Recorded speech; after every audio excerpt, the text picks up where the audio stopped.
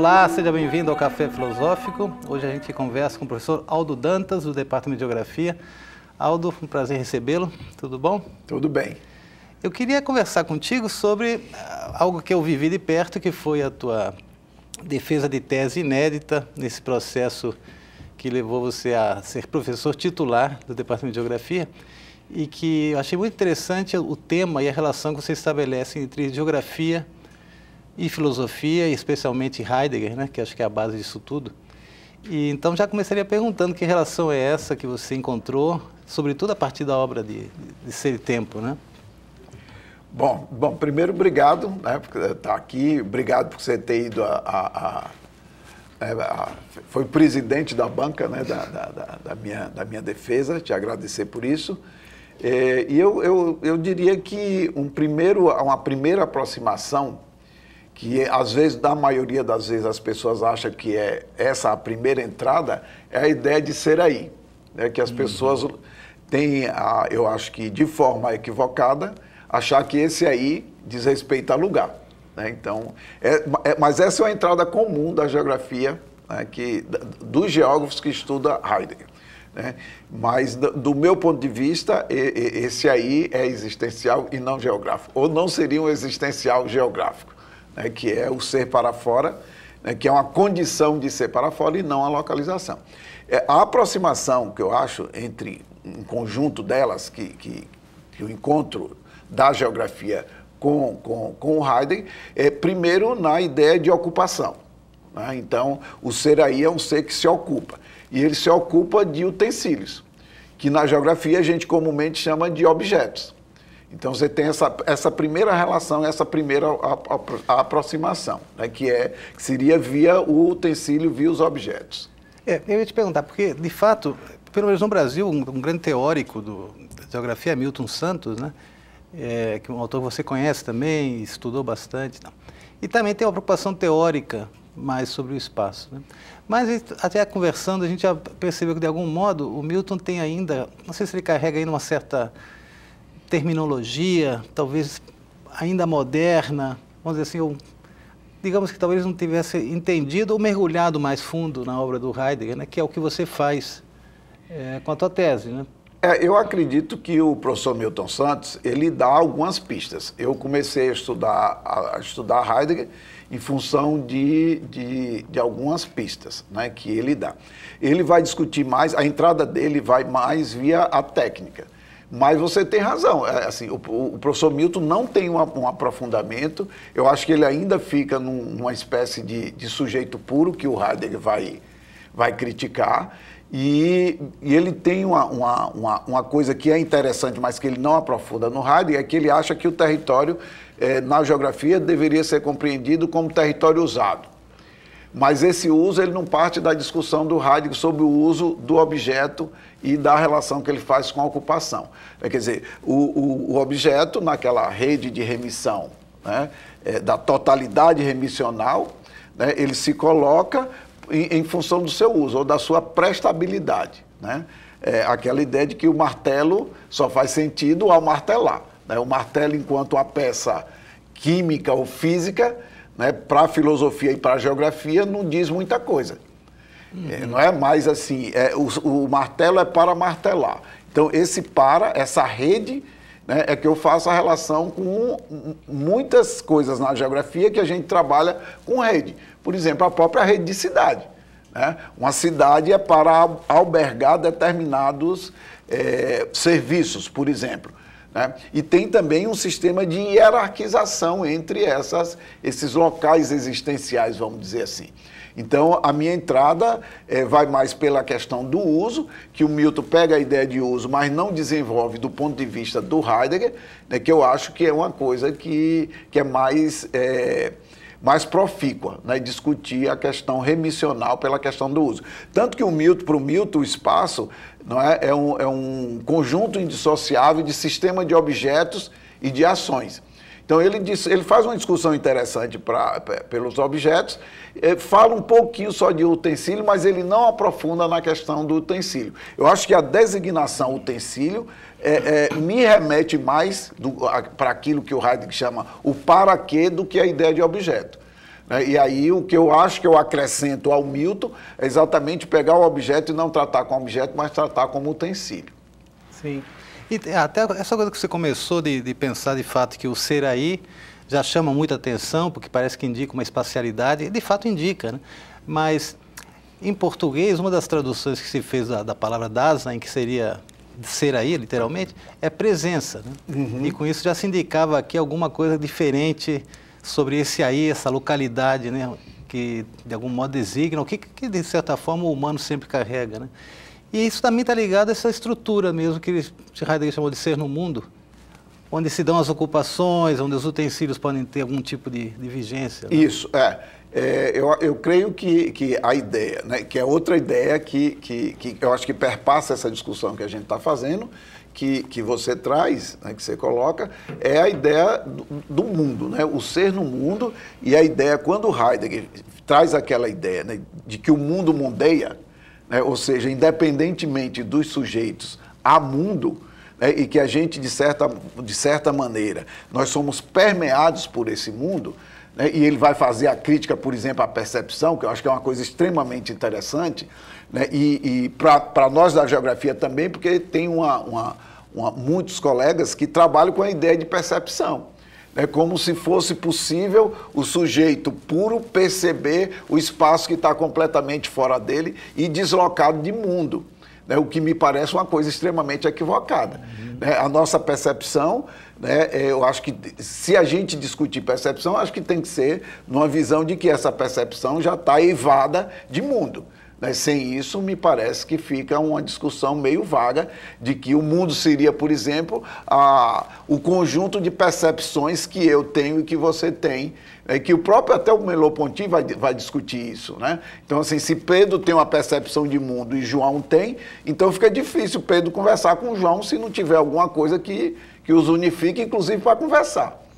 Né? Então, me parece que é uma outra leitura equivocada de alguns colegas, inclusive, que faz do Heidegger, é pegar esse sujeito puro e trabalhar nessa percepção. A gente tem muito trabalho, infelizmente, até aqui na geografia, tem uns 2 semanas, eu acho que um mês já, né, saiu uma pesquisa sobre percepção sobre a ponte de Igapó, né, e que a percepção das pessoas sobre a ponte é de que a ponte está variada. Né? Quer dizer, a percepção ela não tem condição sozinha de ver se uma ponte está variada ou não. A antiga ponte. A antiga ponte de Igapó. Então, assim, são coisas que são de um equívoco muito grande.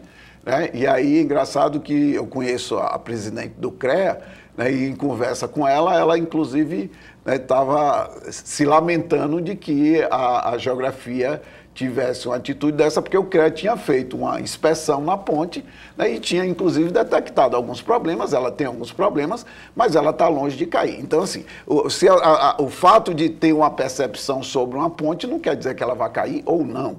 Né? Então, é preciso a gente ter muito cuidado, porque isso cria, né, inclusive socialmente, né, uma expectativa de que o real seja a partir do que eu ache do que o real é.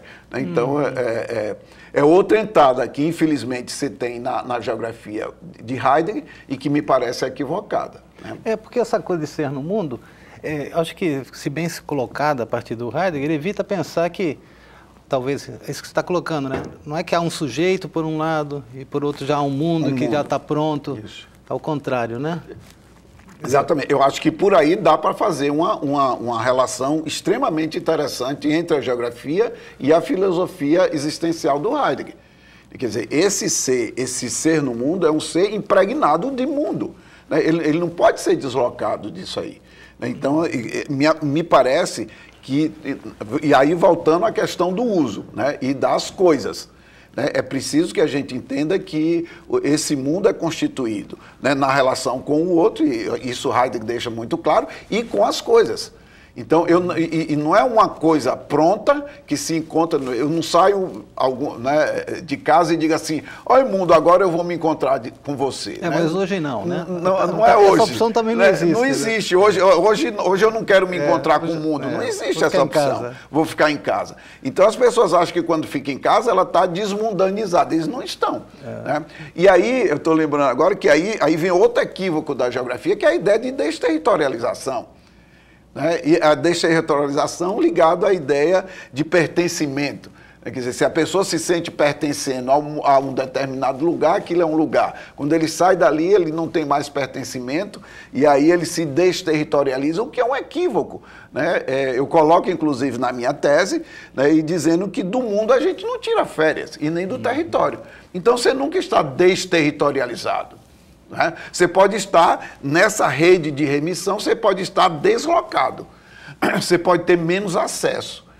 Quem tem menos acesso aos utensílios tem menos mundo, vamos dizer assim.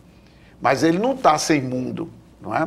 Então, por exemplo, no mundo que a gente vive hoje, que é o mundo, né, dos objetos, e cada vez mais objetos, e cada vez mais utensílios, não é? O que a gente tem é talvez uma desconformidade. Você não tem acesso a determinadas redes. Aquilo que o Heidegger vai chamar de medianidade. A gente tem acesso ao mundo numa certa medianidade. Tem alguns que são mais medianos, outros menos medianos. Não é? Tem gente com mais mundo do que outras, isso é verdade. Mas aí tem aquela recuperando um pouco o Milton, né, aquela crítica que ele faz do ponto de vista da técnica, que a técnica, ou a produção de objetos técnicos, objetos de consumo e tal, esse está falando, alguns têm mais medianidade que outros, né? A técnica aparentemente é para todos, mas não é para todos, né? Acho que é um pouco essa era a crítica que o Milton fazia, né? Exatamente, né? O Milton vai dizer, isso é interessante no Milton, né? Ele vai dizer, olha, o mundo está posto, né? E os lugares, eles são em função do que ele tem hoje e do que ele não tem de técnica. Né? A própria ideia de globalização, né? Ele vai dizer, olha, o mundo é global, mas é mais global para uns do que para outros. Né? Aí ele, inclusive, dizer que a globalização ela tinha, né, uma faceta, vamos dizer assim, real, né? Uma que era a fábula, que é essa coisa de que todo mundo tem acesso a tudo, né? Que todo mundo está globalizado, né? E que não está, e uma outra que seria a globalização como possibilidade. Ou seja, e aí ele apostava muito na mudança. E engraçado que a aposta da mudança do Milton é através dos países pobres e do pobre dos países pobres. Ele acha que os países pobres e os pobres dos países pobres têm mais criatividade, sai um pouco mais dessa medianidade colocada pela técnica do que o contrário. Ele dizia sempre que a classe média, né, já tá de boa, vamos dizer assim, né, ela já está na sua medianidade, não é? Ela já tem assegurado alguns supostos direitos, né? E o pobre não, o pobre tem que matar um leão todo dia. Então, nesse sentido, ele é mais criativo. Né? Inclusive a pirataria, essa pirataria que destronou, por exemplo, assim, toda a indústria, né, fonográfica, né, ele chamava ele achava que era uma coisa interessante, a pirataria que veio a partir disso aí. Foi quando o pobre passa a ter acesso, por exemplo, a toda a música que ele quisesse ouvir, que antes era mais difícil, que ele tinha que comprar ou o CD ou comprar o disco. Então ele chamava isso de flexibilidade tropical, ele não chamava de pirataria. Né? Então, nesse conjunto, vamos dizer assim, articulado pela técnica moderna, né, o pobre ele teria mais criatividade, porque, como diz o Heidegger, né, a essência da técnica já está posta. Né? A essência do celular já está posta, ele tem que ser efêmero, né, em 6 meses, 1 ano, isso já está posto. Então, e o novo já está pronto, né? O novo celular, e todos nós já sabemos disso. Não existe criatividade nisso. Né? A criatividade é você conseguir pegar o modelo anterior, né, e usar como modelo novo. Isso tem mais criatividade para o Milton do que o contrário. Né? Então, dentro dessa lógica, né, da técnica moderna, né, o pobre seria mais criativo do que o que a gente chamaria do grande inventor de um celular novo, por exemplo. Sim. Ainda sobre Heidegger, tem um outro conceito que você também acho que aborda bem, que é essa coisa do impessoal, né? Que de algum modo eles nos fornecem uma compreensão sobre o mundo, sobre nós mesmos, sobre o outro, e é uma compreensão que nos regula, né? De algum modo a gente participa dessa compreensão, damos assentimentos a ela. Então, aí, diante dessa questão da globalização, eu me pergunto até que ponto ela realmente não é senão uma ressonância do próprio impessoal, né? no sentido que essas demandas, por exemplo, de ter acesso à música, acesso a isso, aquilo, já não são senão uma resposta, digamos assim, desses criativos empobrecidos das nossas terras, de alcançar algo que a mídia, por exemplo, algo que o próprio Heidegger entende, que o pessoal se expressa justamente pela mídia, né? Na época ele falava da rádio, de jornais e tal, né? Eu creio, eu acho que a gente, foi até numa conversa mesmo com você, um pouco antes da tese, né, eu creio que a gente, sem dúvida, né, a técnica moderna e atual, ela é o reino do impessoal, né? Eu acho assim, que é a vitória total da impessoalidade. É difícil a gente saber qual é o nosso caráter de originalidade como sujeito. E isso eu acho que o Heidegger coloca de forma muito bem já naquela época, né? Que é uma época ainda que você não tem internet, você não tem mídias sociais, você não tem a televisão com a força que tem hoje. Então, os sentimentos mais entranhados da gente fica difícil a gente saber até que ponto, né, já não são mundanos não no sentido moral, mas no sentido de que está, né, contaminado de mundo. O que é autêntico aí? O que é autêntico? Né? Acho que na defesa a gente até discutiu um pouco disso. Né? A própria ideia de professor titular, né, tem um quê de autêntico se a gente tem, inclusive, uma uniformidade no que seja um professor titular. Né? Quer dizer, qual é a diferença? Né? Todos os professores serão titulares, ou seja, todos serão iguais. Né? O que nos diferencia? Né? O que me faz diferente do meu colega? Né? Fica difícil. Então, nós temos todo um mundo, né, e nós estamos submetidos a ele. Está aí o CIGA, que não nos deixa, né, emitir, quer dizer, a gente, quer queira, quer não queira, a gente está submetido ao sistema no sentido técnico, né, da palavra. Então, me parece que o Heidegger já desde muito cedo percebe isso. Essa coisa da técnica moderna, e me parece, e aí é outra coisa que eu acho que dá para fazer um link muito interessante com a geografia, é que essa impessoalidade, ela é da ordem espacial, né? Porque na minha maneira de ver, essa impessoalidade, ela é muito marcada vamos dizer assim, pela marcha do uso dos utensílios. Quer dizer, quem determina hoje o nosso dia a dia, né, é o para de cada utensílio. Né? E aí a gente tem um microcomputador hoje que é consertado remotamente, né, que a marca é quem, você abre lá o seu computador e ela está dizendo, você deve fazer isso e deve fazer aquilo, mesmo que você não queira. Se você não atualizar determinada coisa, você não abre o seu arquivo. Então, antes era a gente que ia procurar uma pessoa para dizer, olha, eu quero esse arquivo aberto, aquele fechado. Hoje você abre o computador, não é mais dessa forma. Então, onde está a nossa pessoalidade? Né? A gente escreve um artigo, mas, de certa maneira, essa rede remissional nos domina a todos. Né? Quer dizer, eu só transito por onde uma certa geografia me permite. Se a gente pensar a geografia aí como essa rede de totalidade remissional e nessa medianidade que a gente estava falando antes. Então, nós vivemos numa cidade como Natal, todos nós, de uma forma mediana. Nos deslocamos, não é, segundo, não é, né, o que é possível em função desses objetos dos quais a gente não consegue mais se desvencilhar. Então, porque no fim o impessoal ele é tão poderoso que acaba sendo determinante dos lugares que nós vamos criar e no qual nos instalamos, né, ou vivemos, né? Esses lugares que habitamos, por exemplo, que eu quero dizer, na verdade o impessoal é que vai determinando de certa forma. E a mudança na cidade reflete um pouco isso. Né? Seguramente. É difícil hoje, não é, a gente fazer alguma coisa, voltando à ideia do autêntico. Né? O que é difícil a gente descobrir alguma coisa de autêntico. Né? Já que a gente tem toda uma armação. E aí o Stel do Heidegger, né? Que tem a ideia de armação, de armadura mesmo. Né? Então existe uma coisa que está... eu sempre digo que os políticos, do modo geral, eles quando fazem campanha dão mais importância à história do que à geografia. Né? E aí eles acham que pode fazer história. E aí eles dizem que vão mudar tudo e tal, só que depois que eles ganham, até os de boa vontade, né, que eu acho que tem, né, eu não sou daqueles que acham que a política não deve ser exercida.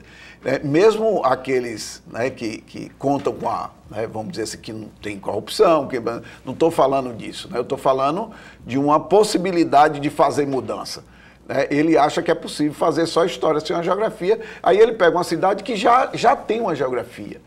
Então, por exemplo, ele não muda um posto de saúde assim, sem mais nem menos. Ele está num determinado lugar e a população reside naquele determinado lugar. Então, existe uma geografia que está posta, da qual ele não pode sair a qualquer custo e que tem uma certa dificuldade. Então, isso é uma certa impessoalidade. Ele não consegue fazer tanta história assim.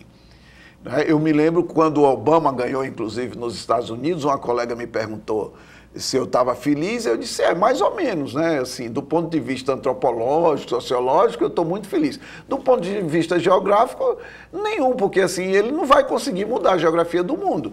Né? Os Estados Unidos têm, na sua economia, 14% é de indústria armamentista. Eu duvido que ele consiga reduzir para 10%.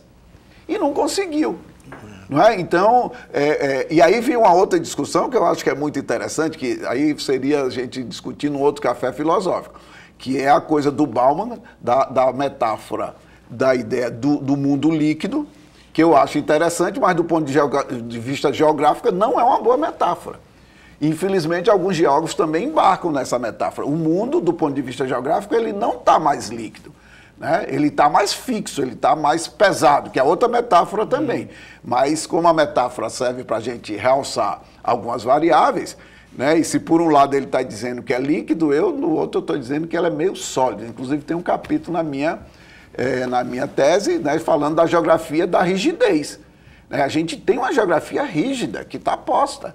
Hoje a gente tem, por exemplo, se você pensar em termos de resíduo, tecnológico, né, nós temos aí 1 bilhão de toneladas por ano. Né? Concretude. É uma concretude muito grande, que a gente derrama lá na África e fica achando que né, aí diz, o mundo tá efêmero, mas você precisa de uma estrutura muito densa, do ponto de vista pesado mesmo, da indústria, para manter essa efemeridade. Né? Esse efêmero, ele não é sem a fixidez.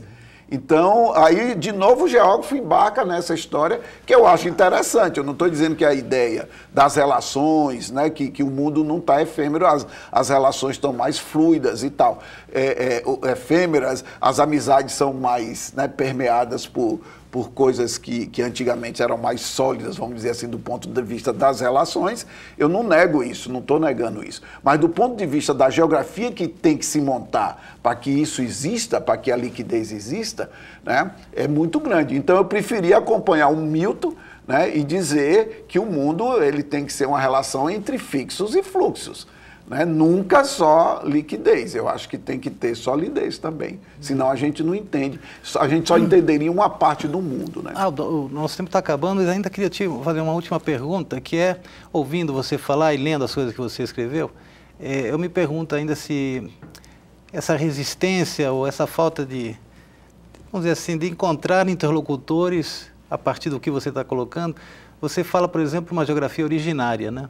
Será que a geografia como ciência, e ela reivindica esse caráter, ela não está olhando assim para o teu trabalho, dizendo assim, não, esse rapaz já seguiu para um caminho errado, ele já não é mais os nossos. Será que você não está entrando muito na área do pensamento? Aliás, me diz o que é isso, geografia originária, e a gente pode terminar. Oscar, eu diria duas coisas aí. Eu diria que tem sim, né? Tem talvez uma parcela da geografia que diz, olha, esse caminho aí, esse caminho já foi. Mas eu creio que, quando eu pego a questão da geografia originária, né, que vem um pouco da ideia do que o Heidegger retoma, a filosofia como a ciência originária. Não é? Veio dali, né? Não é meu, é dele. Né? Eu quis só trazer isso para a geografia. Mas eu quis trazer não só no sentido de tentar, e daqui a pouco eu digo o que é que eu entendo de uma geografia originária, mas também de voltar às origens da geografia. Porque nas suas origens, não é? A geografia se preocupa mais com o mundo do que hoje. Então, assim, se algum colega vier me questionar, né, supostamente a respeito disso, o que eu tenho a recomendar para esse colega é que volte um pouco às origens da geografia. Né? Então, se a gente pegar, por exemplo, a geografia francesa, laplaciana, né, ou do Hatzel na Alemanha, eles têm uma preocupação com essa geografia que o Claval, que é outro grande geógrafo francês, vai chamar de vernacular. Não é? Que é aquela coisa que o Heidegger coloca de forma extremamente interessante, é que a vida da gente é trato, não é cognição. Né? Então, depois é que vem a cognição, mas antes vem o trato. Então, eu trato diretamente com as coisas, eu não penso, né, agora eu vou pegar o copo para tomar uma... Eu não penso isso, eu tomo simplesmente a água que está aqui nesse copo. É trato, não é cognição. Então, na geografia que eu faço, por exemplo, para ir de casa para o trabalho e de trabalho para casa, eu não fico pensando nela todo dia. Né? E ela me impõe um determinado ritual. Por mais que eu vá de uma rua, mas eu tenho X ruas para ir da minha casa para a universidade. Não é? E se eu tiver só 4 ruas, eu só posso ir por essas 4 ruas. Eu não tenho 10. Não é? Eu só tenho 4. Então, essa geografia é essa que eu chamo de originária, que é uma geografia, né, do ponto de vista heideggeriano mesmo, que é pré-científica, eu diria. Não é? Que é uma inteligência prática, né? Que eu acho que ele retoma de Aristóteles, se não me engano. Não é? Essa ideia da inteligência prática. Então, você tem na ocupação, o seu trato é instrumental com as coisas. Não é psíquico, vamos dizer assim, né? Não é cognitivo. Eu não faço uma tese para pegar um copo e tomar uma xícara de café ou um copo d'água. Então, essa geografia que eu chamo de originária. Então, eu brinco muito com os meus colegas que vão fazer pesquisa de campo na percepção, que eles explicam tudo sobre a percepção, mas eles esquecem que antes eles teve que ligar lá para a garagem da universidade e pedir um ônibus, e que o ônibus vai por uma determinada localidade, que a gente teve que pagar ao motorista a sua diária, não é? E que antes a gente faz um roteiro para chegar, e se não tiver estrada a gente não chega lá na comunidade que ele quer estudar. E isso a gente faz automaticamente. Essa é uma geografia originária, mais originária do que a da percepção que ele vai discutir lá com os alunos dele. Tá bom. Aldo, infelizmente o tempo chegou ao fim. Te agradecer mais uma vez e te parabenizar pelo esse ritual de passagem. E Aldo Dantas, pessoal do Departamento de Geografia. E você que está em casa já sabe que semana que vem tem mais. Até lá.